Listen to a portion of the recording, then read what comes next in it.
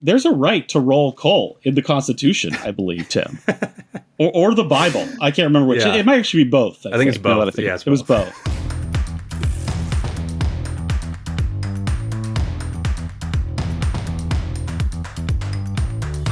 Hello and welcome back to the Plugged In Podcast, a weekly news show about the future of transportation. I'm Patrick George, editor-in-chief at InsideEVs.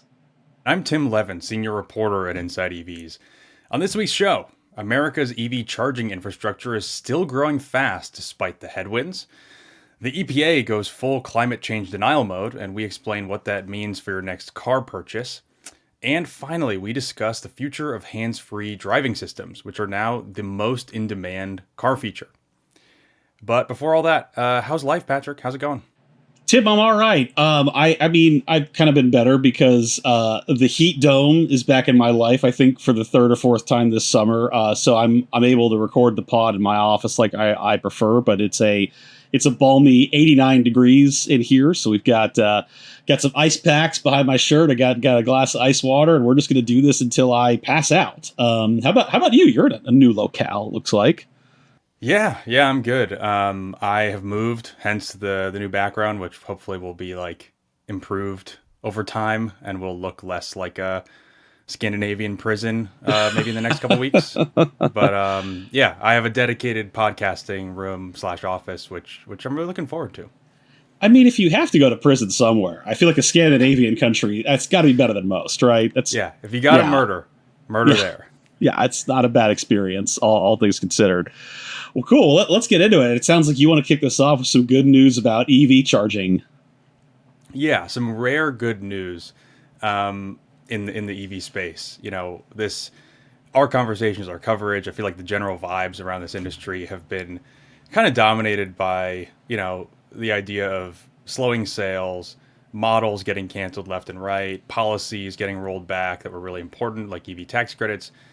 But one part of this, and we're still going to talk about that stuff today too. Yeah, exactly. It's not all good news, but we'll start with that. One part of this world is still booming, and that's the EV charging world. Paren, a charging data firm that we talk to a lot, released its Q2 report on the state of the charging industry this week, and I, for one, was pretty surprised by these results, just given everything I just said, you know, the negative sort of vibes in this industry and the very real impacts of some of these shifts. Yeah, I want you to get into the data here, but just broadly, it seems like a lot of players in the charging space are kind of choosing to weather these headwinds, and they're just like, okay, foot on the accelerator and keep building it out and building it better, which is fascinating. And it's kind of not what you would expect if this country is sort of slowing down EVs. So what did this report find, Tim? Yeah, I think that's a great way to describe it. So first off, the number of charging stations and ports continues to grow quickly. According to Paren, DC fast chargers are being deployed at a record pace this year. So some numbers. Through the first half of this year, the U.S. added over 1,500 new DC charging stations, with a total of over 7,600 individual chargers. That brings the totals to almost 60,000 charging ports in the U.S. across around 11,700 stations. So this is pretty significant growth on top of like already 60,000 charging ports. So looking forward, America is on track to install 16,700 ports this year, which would be a 20% gain over last year's deployments. And then looking out even further, Paren says that we're on track to have more than 100,000 public DC chargers by 2027, which would be double 2024. It's super impressive. I don't think people realize like how much better the charging networks are getting. I mean, like even me, just as an EV driver and someone that tests these cars like you do all the time, it's like it's kind of crept up on me. Like, we're going to get into this later too, but like the number of like broken or really desolate or really slow fast chargers, it's kind of on the downswing. Like I don't run into as many broken ones or like low speed ones or ones that need like some obscure app. It's just like, it's getting better. There's more of them and they're running faster and they just have like a credit card point of sale or like Apple Pay integration. Like this has kind of quietly become like less of a pain in the ass. And I was driving back from the city with my wife, and she was in our Kia, and like she stopped to charge, and most of the driving in our family, like I do, but she's really into EVs too. And I kind of want to make sure that she has a good experience. So I followed her out there, and she just finds this fast charger, this 350, does the Apple Pay, plugs it in. Like 15 minutes later, we're gone. I didn't have to do anything. I was like, this is what it should be. I shouldn't have to hold people's hands for this. So like it's getting better and better in just volume overall, right? Right. This is also a big deal. It's not just more stations. They're also getting bigger and more powerful than before, is what Perrin has found. So the days of, like you said, showing up to a charging station with 2 or 3 or 4 plugs that are like 50 kilowatts or 150 kilowatts, those days may be over soon, which is really great. So nearly 2/3 of chargers installed in Q2 were rated for at least 250 kilowatts, which is pretty darn fast. Like, that's a lot of power. The average number of ports per station has been ticking up steadily for several quarters. And according to this report, a lot of this has to do with some of the newer players that are entering this space. Perrin and our friend Lauren McDonald there calls this charging 2.0. So these newer players are really converging around stations that have at least 10 stalls, way more than before, and stalls that can dispense at least 300 or 400 kilowatts. So like basically more than most EVs can even accept. That's kind of becoming the new standard. And those networks include companies like Walmart, BP Pulse, Mercedes-Benz High Power Charging, and Iona, which is that big like super company of a bunch of automakers that are working on charging. And Tesla, we have to mention Tesla, obviously. They have been in this a long time, always building really big stations, and they continue to do that. Some of them really, really huge, like that new Tesla diner, which has 80 plugs. Yeah, and I mean, everybody, including us, was afraid that when Tesla did the charging team layoffs last year, it was like, oh, that's it for their charging network. It's going to slow down. Quality's going to suffer. And like for whatever reason, probably including the fact that they had to rehire a bunch of people last year, like they've not slowed down. It's been good. And like Tesla is still like the leader in installations, as I understand it.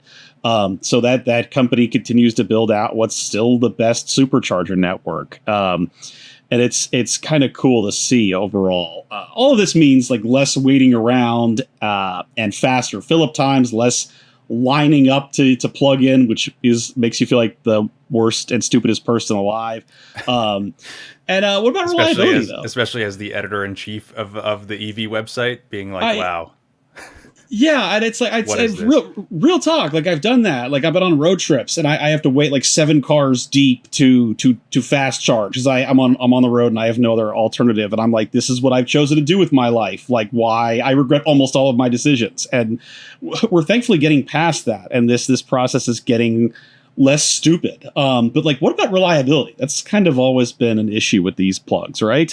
Right. So Perrin tracks this as well, and it found that charger reliability, which is essentially, they have this score, this index, basically scores like how likely are you to be able to charge at a plug the first time you try it.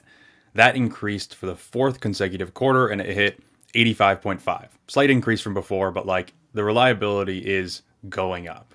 And there's a few reasons for that. They say that there's basically, these networks are implementing higher standards, better software integration, better maintenance, just generally like years of kind of struggling with this has, created some learnings here. And these charging networks are in general shaping up, right? I think it still varies a lot. Tesla has the highest reliability generally. Some of the others, maybe not as much, but like, it's really good to see this improving because there's nothing worse than being on that road trip and like you want to stop for 20 minutes and you pull up to a stall and it's just like you cannot tell why, but it doesn't work.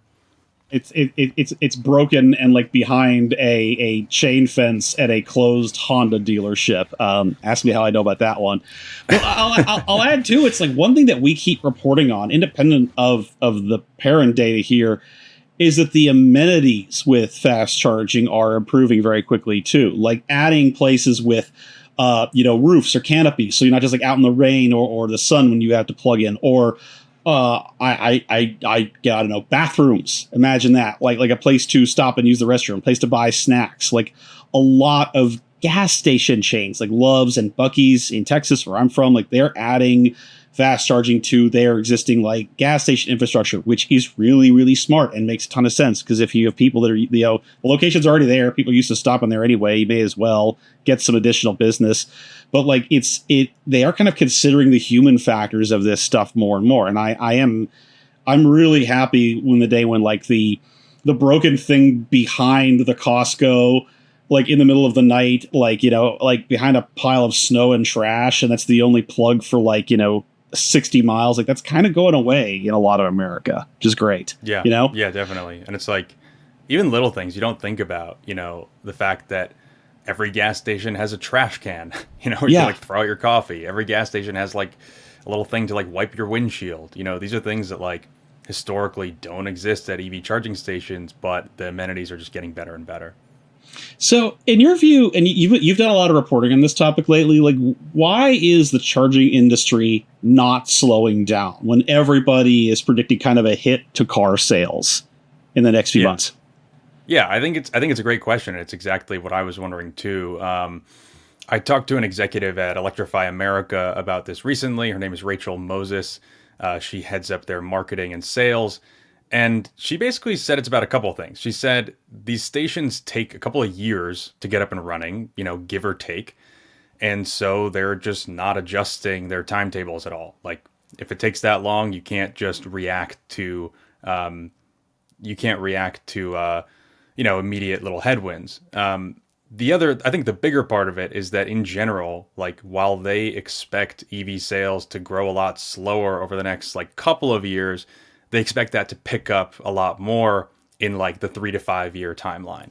And like in general, if you're a charging company and you're looking out to the future, like is demand for EV charging in the wild going to grow or going to not grow? And of course, if you look at the number of cars still being sold, the number of new EV owners, picking up these cars, like demand for fast charging is only going to keep growing. And I think that's a big part of it. Yeah, I think in the end, you have this huge market of existing EV buyers. I mean, millions of people that have made the switch, even just the last couple of years. And also, like, the hottest segment in used cars is used EVs. So, like, people are flocking to those things because they're such great deals. You get, like, a Model 3 or Model Y used for, like, well under 30 grand. And, like, those drivers need to be served, too. So I think it's these, and every study, every piece of data we see indicates that when people go electric, like they generally 9 times out of 10 don't go back to gas. So you're right. This is a market that just is going to have to improve over time. And I think it's kind of cool to see like actual big deal companies get in on this, like Walmart, BP Pulse, like the automakers. Like you said, it's not just some like BS fly by night operations anymore. This is like amateur hours over, kids. And it's kind of good to see like the grown-ups step in and make this work, because I think it's going to be a better experience for everybody. Yeah, and even when we talk about like sales slowing down or not growing as fast for the next few years, like we're still talking about well over, last year it was what, like 1.3 million EVs sold in America. Even if it flattens out or doesn't grow as fast, like we're talking about 1 to 2 million EVs being added to the roads every year throughout the decade, and probably more. That's going to need a lot of charging stations. Exciting stuff, Tim. Now on to the bad news. yeah, exactly. Womp womp. Womp. So we wanted to bring you guys up to speed on the latest of the Trump administration's regulatory rollbacks, and this may be the deepest one yet for EVs, because the EPA just proposed rescinding a very important foundation of climate policy, which is called the endangerment finding. What is the endangerment finding, Tim? Glad you asked.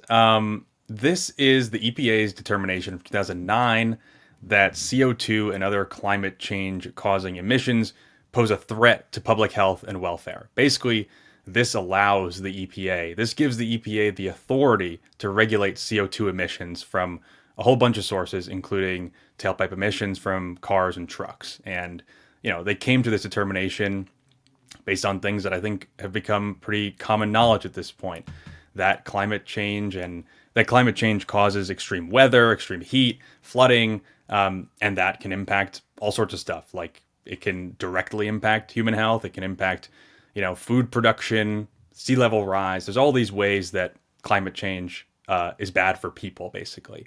And there have been rumblings for months that the EPA administrator, Lee Zeldin, would rescind this finding.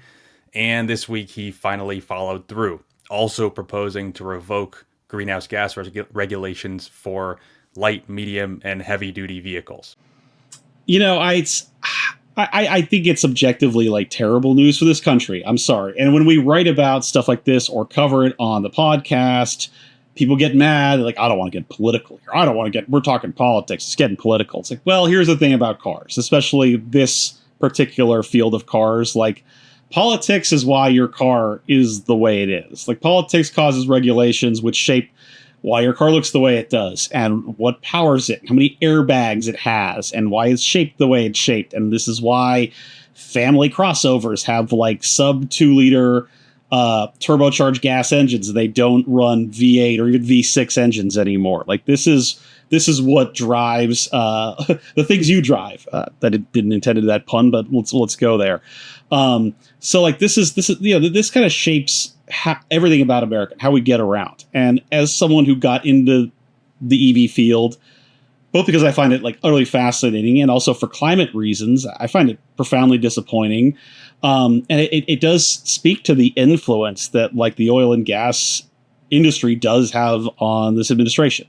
Our energy secretary is a fracking guy. Big Oil spent about $450 million the last election cycle to help get President Trump and the most members of Congress elected.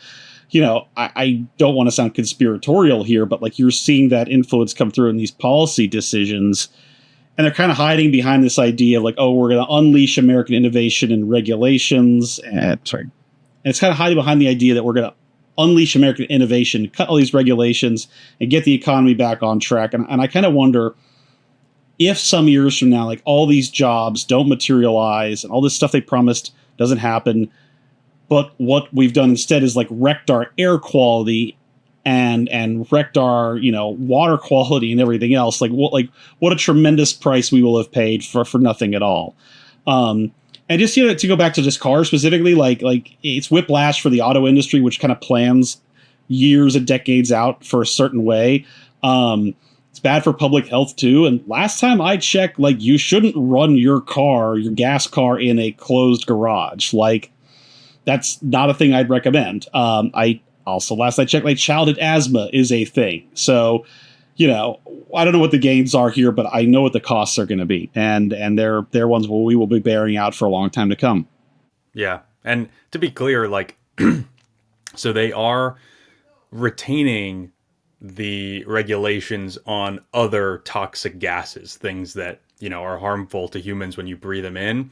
This is about them basically saying, well, in 2009, the EPA said that, climate change, that greenhouse gases cause climate change and that's bad for people. And we think that, the EPA overstepped its bounds. And they make a bunch of other arguments here that are not, that really go against the kind of overwhelming scientific consensus. They're saying that actually a warming climate might not be that bad. They're trying to poke holes in the kind of basic science of climate change, to say we don't have to regulate CO2 coming from tailpipes. It's all about, like we heard on the campaign trail, right? Like it's all about clean air and clean water. And like that whole climate change thing is like not our business. Right. And I think it's notable that the EPA is just kind of completely wrong in some ways here, in pretty obvious ways. It says that it argues in this proposed rule that basically cars don't cause that much emissions, that eliminating the emissions from U.S. cars wouldn't be a big deal for global climate change.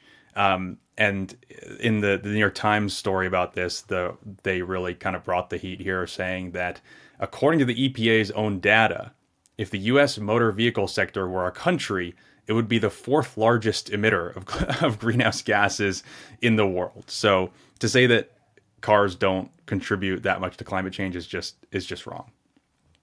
And I think the most kind of remarkable thing here, and this is something we've heard a lot from this administration, is that the EPA concludes that what's really causing public harm is not climate change, but climate regulation, because this kind of regulation leads to less choice for car buyers and more expensive cars. What do you think about this consumer choice argument? Because we've heard this not just from the EPA, but just in general, it's kind of been a kind of rallying cry from the administration in all their efforts to kind of stem EVs. Yeah, the anti-EV crowd loves to lean on the consumer choice argument. And at the end of the day, the only thing you get to choose are what they choose to sell you because they've decided it's profitable to build based on a number of factors. Like, there's a lot of stuff that as a consumer, I would love to choose that I don't have access to, or because it doesn't exist or it's not made. They also argue, like, as you said, that, cutting these environmental regulations are going to make cars cheaper. To which I'd say, like, I want to answer that, and that's tariffs, which is that the entire auto industry is bracing for costs to go up because, let's say, even if you're a mighty company like Volkswagen or Audi, like, you're not going to be able to spring up factories in the United States pumping out cars on the cheap, like, overnight. Like, that takes on the better part of a decade to do. So, like, the overwhelming prediction is that tariffs will make cars get more expensive. And we see, like, the consumer studies, like, consumers believe this. Like, people are freaked out. They're not buying cars at the same rate that they were. They're really worried about next year. So I think that this sort of double whammy of messing with regulations and imposing tariffs on everybody is not going to create this situation that they're promising. And the last thing I'd add is that I'm not convinced that cutting these regulations is going to lead to some great comeback for, like, V8 gas guzzlers, like the Chevelle SS ain't come back tomorrow. Like, these are car companies that operate globally. They look at how these fuel economy and emissions rules are getting stricter in places like Europe and China, and places like Asia. And they have to meet those rules if they want to be global players. Like, and it's way too expensive to just make America the V8 gas guzzler market and be, like, increasingly hybrid and electric everywhere else. And by the way, even if American buyers are skeptical of electric vehicles right now, like, demand for hybrid cars is through the roof. So, like, if the customer wants that kind of choice, like, someone's going to have to give it to them, and that doesn't really track with anything that's being said here. So I don't know. It's some combination of just, like, outright oil and gas industry graft and trolling maybe that's led to this decision, but I think it's going to be a pretty disastrous one, and I don't think it's going to even achieve what they think it will. Yeah, I mean, what I would say is I think you're probably right. I also think that, I don't know if you saw Stellantis this week in their earnings call, they basically announced exactly this. They were like, well, because of the big beautiful bill, it makes it a lot easier for us to sell gas cars, so we're bringing back the Hemi. Yeah. So that there is an element to that is actually it's not because we were terrible at innovating before, and I think about Stellantis a lot with this one. It's just like, oh, this is great for them because they make all the V8 Dodge and Ram, the gas guzzlers, right? It's like, I don't know, man. Like, you're these iconic brands that are owned by Fiat and Peugeot now, like there is a day where they're owned by BYD instead, if they're not going to be up to par. I'm just throwing that out there, Yeah, and I think on the choice thing, the thing that bothers me is, like, I don't see a lack of choice right now. Like, there is a very small element of it, which is that up until the Trump Congress axed it, there were certain states where automakers had to sell increasing numbers of EVs. So, like, EV mandate, yes, technically. But in general, like, if you want to go out and buy, like, a gas guzzling F-150 or a Ram 1500 or, like, whatever the hell you want, nobody's telling you not to. This is the land of, like, buy whatever dirty truck you want and nobody will stop you. So this idea that, like, there's no choice is just completely wrong. And I think, if anything, this hits choice on the other side. It's like, I would actually like it if there were regulations that made it so that car companies were selling more hybrids and stuff, cars that were saving me money on gas. And this hurts that choice. Yeah, there's a right to roll coal in the Constitution, I believe, Tim, or the Bible. I can't remember which. Yeah. It might actually be both. I think it's both. Yeah, it was both. Yeah. So no, but the thinking is that if this gets challenged in court, which it almost certainly will, and that decision, goes to a high enough court and it goes their way and becomes established legal precedent, then it's going to be longstanding policy for America, and it's harder for future administrations to change what has now become legal precedent. Is that an accurate read on what's happening here? Yeah, I think pretty much. I think in general, like you've seen, like in the previous Trump administration, right? They would come in, they would propose revisions to new rules like this, new fuel economy standards, new EPA emission standards that would just be like weaker than the previous ones. And now they're going a step further, which is going straight to the bedrock of these policies and saying like, well, climate change isn't a problem, so we don't have to regulate it. And yeah, that could establish precedent that makes it hard for like a future administration that like believes in science to make this determination again, to regulate CO2 from cars again. And yeah, I mean, the result basically at the end of the day is like between this and the Department of Transportation fuel economy standards that have been neutralized by Congress. That's the one where, if you remember, Congress reduced the penalties for not meeting those regulations to $0. So they technically still exist, but you don't have to pay any fines if you have your MPG that's too low. Basically means that like the two kind of pillars of policies that are regulating car emissions are either already over or like on their way to being destroyed. I just don't see a big reversal in technology from the car companies. Like, I think it'll slow down. The EV stuff will slow down. But like, let's take Toyota, for example, like which actively in lobbying, like fought against the quote unquote EV mandates. Because that's not its technology. But also, like, most of Toyota's lineup is hybrid now. Like, if it makes a gas car, it's probably a hybrid. And they've said, like, over time, like, if it's a gas Toyota in America, it's going to be a hybrid. They're not going to stop doing that because they want their technology to win. And it's good for the consumer, and people like these things. And, like, those are excellent engines. I mean, like, when we did like that test with Motor One not long ago, I was in a hybrid Toyota 4Runner. It's pulling better fuel economy and better power than a naturally aspirated like gas V6 Honda. Like, if that's the future. Yeah. I don't see them just getting a pass to maybe Stellantis, like Dodge and Ram accepted, to just like run with gas guzzling engines. And also, this is all well and good until like gas prices spike again. And how many of those have you and I lived through in our lifetimes alone? Like, that stuff does happen for environmental disasters, wars, changes in technology, like whatever. And like the day that comes, people are going to want to choose more fuel efficient options. So we'll see, Yeah. And last thing I'll say is like, I think you're right. I think for a company like Toyota, this probably doesn't matter that much, except that it, they've already been we're slower to get into EVs, so maybe it prolongs that. But like for a company that's already super into hybrids, Toyota's not going to like reverse course. But I think for the companies like Stellantis that are not quite there yet, that need that extra push from the government to say, hey, you actually have to start making hybrids or else, we're going to fine you. This could really delay progress, I think, for those kinds of companies. So if you're upset about this, call your congressperson or, get your EV and just smoke the coal rolling truck at the next stoplight, because you absolutely can, even if you're in like a family crossover or something, because the technology's better. Anyway, let's end this on a more positive note, Tim Levin, and talk about a more interesting and less gloomy trend on the horizon.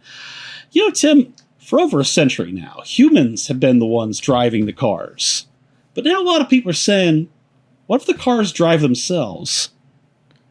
Yeah, I have to legally say that the cars are not yet driving themselves. Our lawyers make us do that, but go on.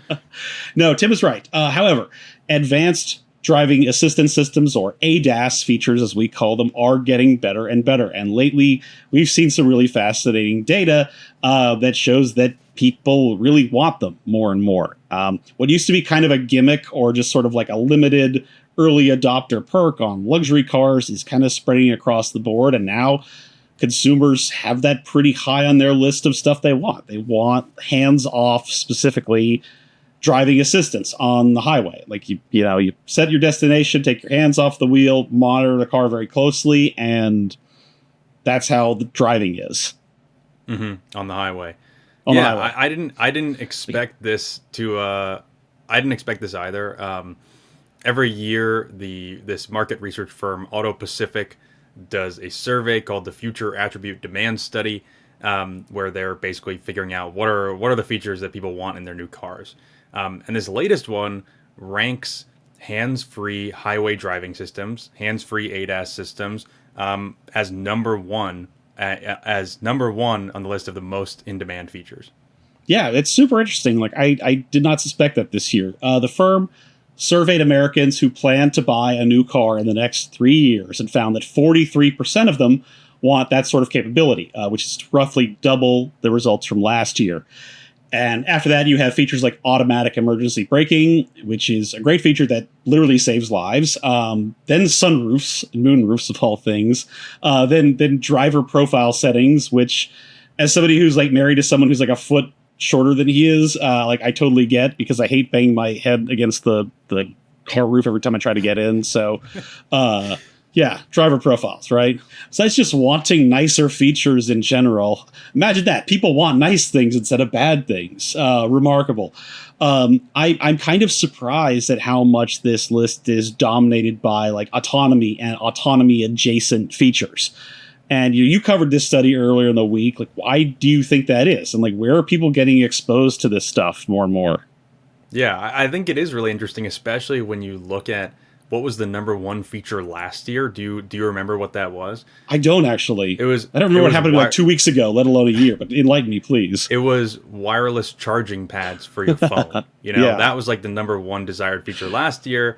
And then this year, all these like automated features shoot up the list. So it shows that like there's a real change in what people want, what people expect from their cars, the kind of, autonomy like features that they want.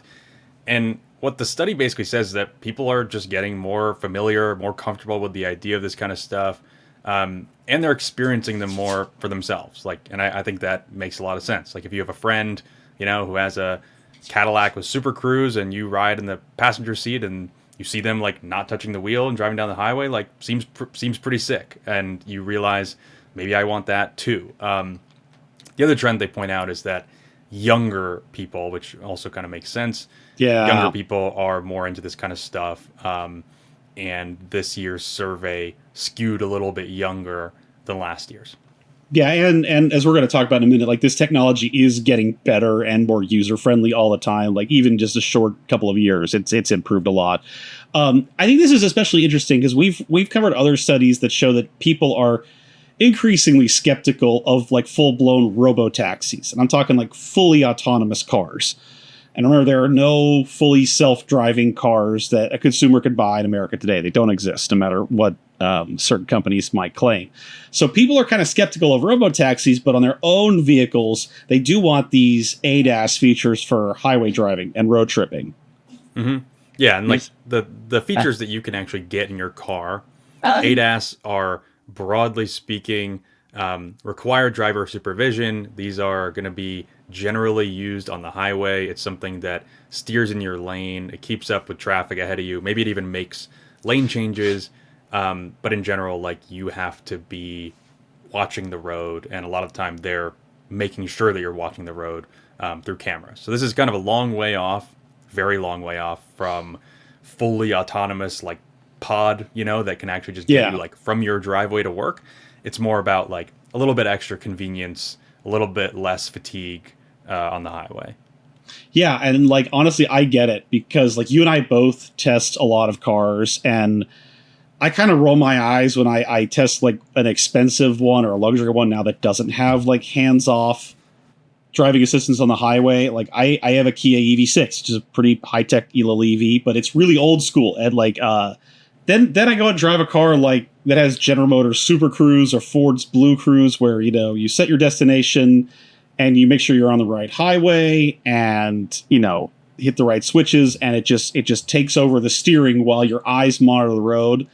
And like, this is so much better than my car. This is so much better as a highway driving experience. It's like a long distance driving experience. It's more comfortable. It's a little bit more relaxing, especially since this tech is pretty dialed in now, and it's not as erratic as it used to be. Like, it's a feature that I miss on other cars, and I get frustrated when I test cars that don't have it anymore. So, it's kind of unexpected there too. Yeah, I agree with you. I mean, I think it's a huge. You don't kind of realize how much attention you're paying, how much like brain power you use, literally just like driving down the highway until you can let the car do a lot of that stuff for you. And it really helps at the end of a long drive. I think there's a couple of kind of big mainstream players in the hands-off arena, and you mentioned them already. You mentioned two of them already, GM Super Cruise and Ford Blue Cruise, which both, I think in all of our experiences, there are little things that they struggle with every now and then, but in general, they're like very excellent systems. Yeah, I've driven Super Cruise and the GM cars a lot more than the Ford ones. It just worked out that way. It's not preference or anything, but they both seem really good. The GM one is like, I don't want to say bulletproof because I wouldn't trust anything that much, but it's kind of the one I've come to trust the most. It'll sometimes get tripped up at like construction sites on the highway. It actually take over, but like, I've driven between like Austin and San Antonio, for example. He does a good 90 miles and just had that on the whole time. All I did was pay attention to it. Like, this stuff is really good. And there's a couple other big players here that you want to go into. There's one that kind of flies under the radar, I think, which is Mercedes-Benz Drive Pilot, which is the only system for sale in America that is technically hands-off and eyes-off. So this is characterized for the nerds. This would be a level 3 system versus level 2. All the other ones are level 2. Means that in certain situations, like, you can technically read a book. You can't really go on your phone, but you can do things that don't require looking straight at the road. The only caveats are that and there's a lot. There's a lot of caveats. I still think it's really cool. Like, this is the closest thing to a self-driving car we have in America. It means you can commute or something, and like, you don't have to drive in certain, at certain times.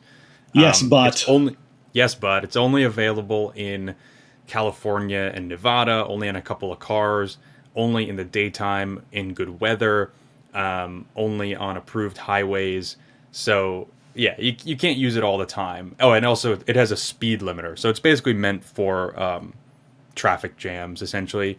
But they are working to like expand all those parameters over time. Yeah, so basically, like, Mercedes-Benz quietly has like the most groundbreaking self-driving system in America, but you can only use it on like the every third Tuesday of the month, except in April or whatever. Because I don't live in California and Nevada, but you live in California. You've tried it. How is that system?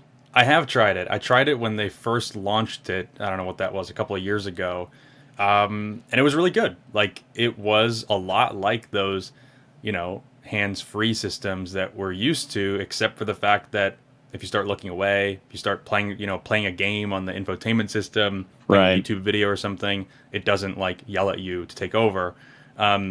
It's interesting because then the parameters change, right? So you're driving, and then the traffic speeds up to the point where Drive Pilot no longer works, and you have like 10 seconds to take control of the wheel. So it's like level 3, and like you don't have to pay attention like until you do. Until you do, right? Yeah.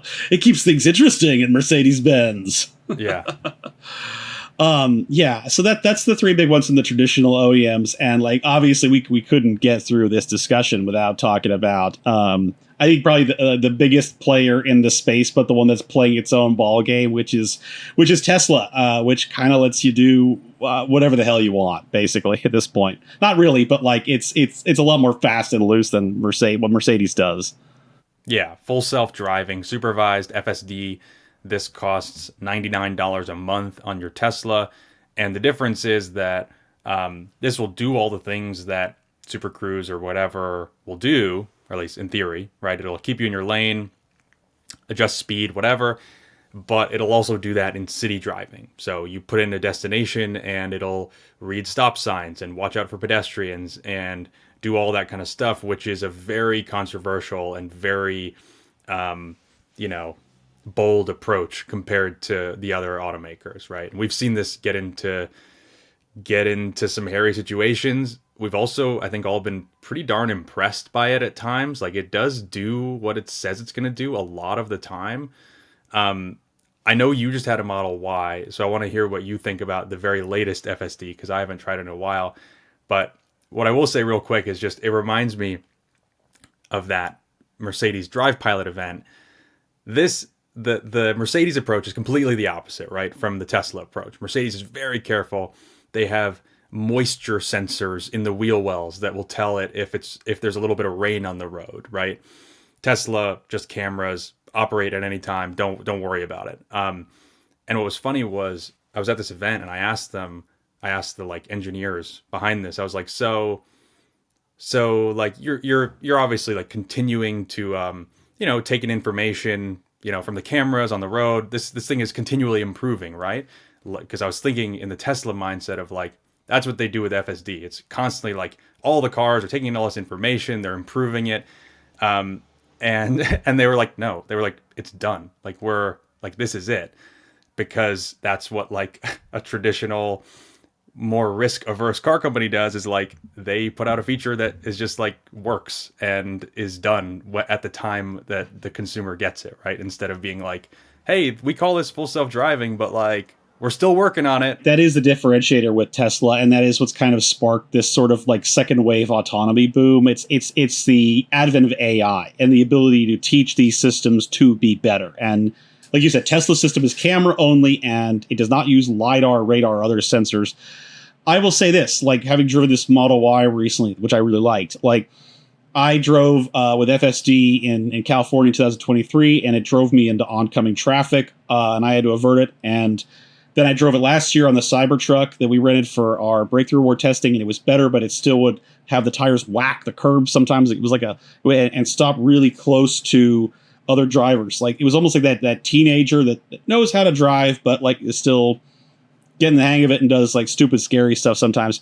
The latest version I drove on the brand new 2025 Model Y, it is considerably better than anyone I've ever driven before. It really was. And I break it down to 3 areas. I think there's highway, hands off, like we're talking about. And like, they've always done that. Like, autopilot's always been pretty good at that.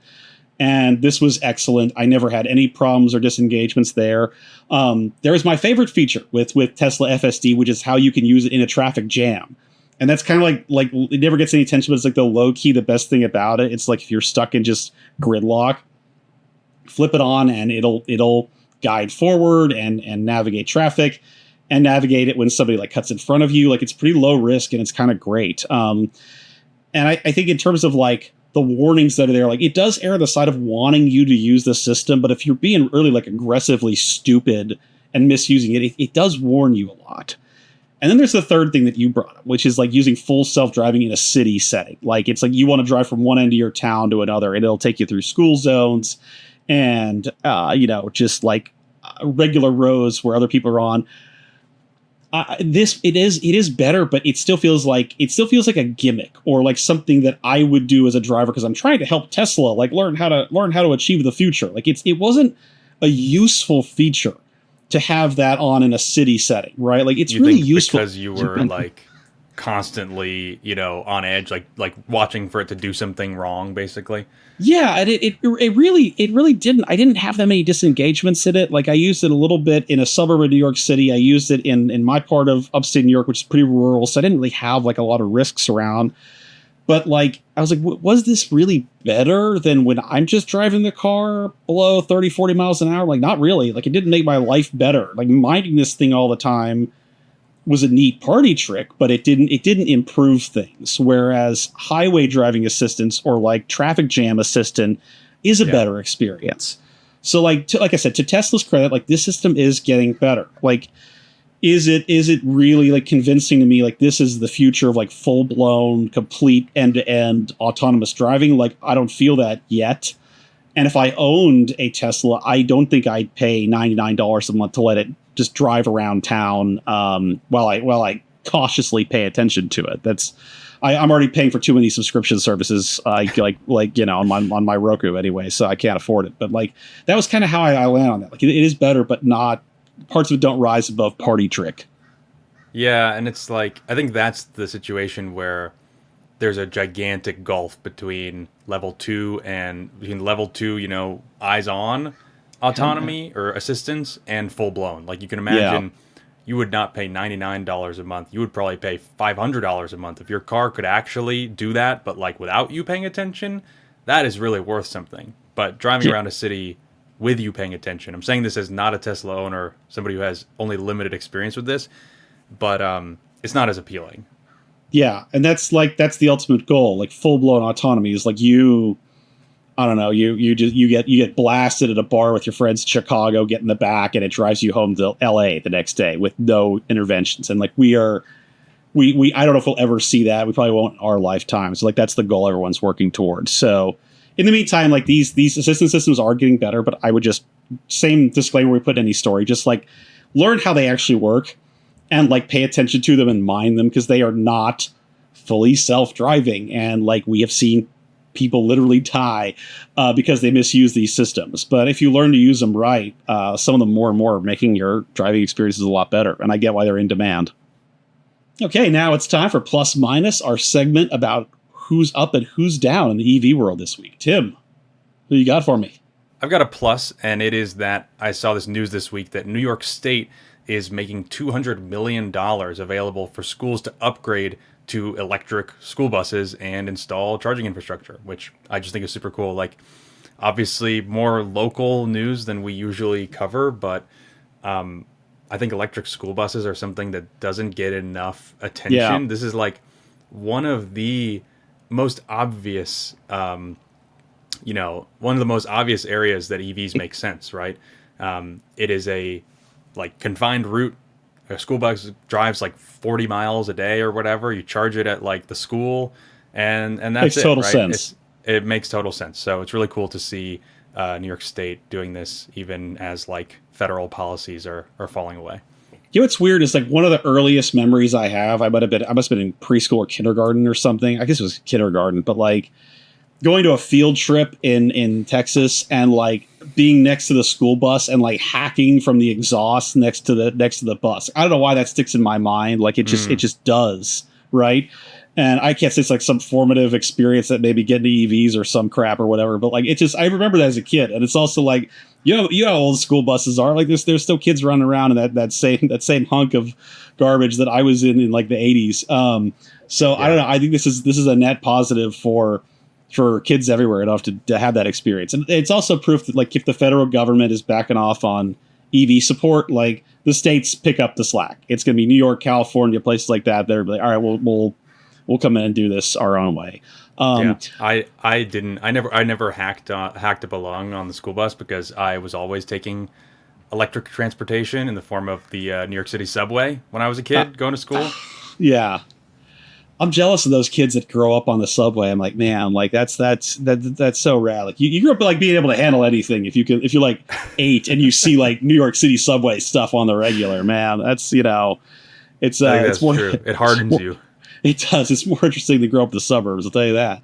I have a plus this week also, which is, believe it or not, Tesla.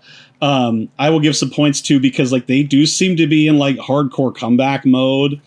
And there's been no like apology from the guy up top about all of his controversies, but they've been putting out a lot of news lately. And like Lars Moravi, who's their VP of engineering, he gave this lengthy chat at Tesla event recently, the X takeover, and he dished about all kinds of things, like talked about the potential maybe of like a baby Cybertruck, or what they want to do with the Roadster, or what they're doing with their battery technology. But it's been a lot more headlines about Tesla that we know, which is like the one that does like crazy stuff and makes insane promises and sometimes delivers and sometimes doesn't, but like and less about the CEO up top. Now, I don't know how many people in America, certainly of his base, are willing to like quote unquote forgive the guy. I don't know, but it does seem like the company is trying to shift the narrative a little bit. And with its sales kind of falling this year, and a lot of doubts about Elon in general. I think it's going to have to go that way, but it does seem like there's